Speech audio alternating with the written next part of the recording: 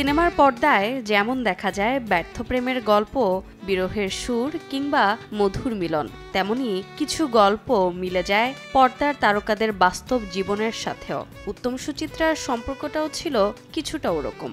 তাদের রসায়ন আজও অমলিন, কখনো হারানোর সুরের অলোক রমার প্রেম, তো কখনো সপ্তপদীতে কৃষ্ণেন্দু রীনা ব্রাউনের রোমান্স। পর্দায় তাদের উপস্থিতি মানেই ছিল অনন্য এক জাদু।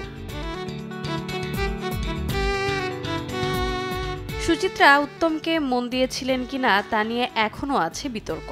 তাদের ছবি আলো আমার আলোতে সুচিত্রার অভিনয়ে এতটাই মুগ্ধ হয়েছিলেন উত্তম যে সরাসরি ফোন করে প্রশংসা জানান। একটি আবদারও করেছিলেন, সিনেমার ফ্লোরের বাইরেও একবার একান্তে দেখা করতে চান সুচিত্রার সঙ্গে।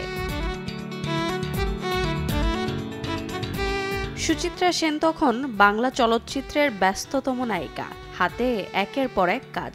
শুটিংয়ের ব্যস্ততায় ফুসরত মেলানোই ছিল কষ্টসাধ্য। শেষ পর্যন্ত সেই সাক্ষাৎ আর হয়নি।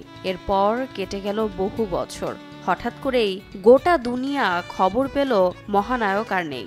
উত্তমের মৃত্যুর খবর কানে যেতেই ভেঙে পড়েছিলেন সুচিত্রা। চোখে রোদ চশমা পরে অনুরাগীদের থেকে নিজেকে লুকিয়ে উত্তমকে শেষ বিদায় জানিয়েছিলেন সুচিত্রা। রোজা চৌধুরী, সময় সংবাদ।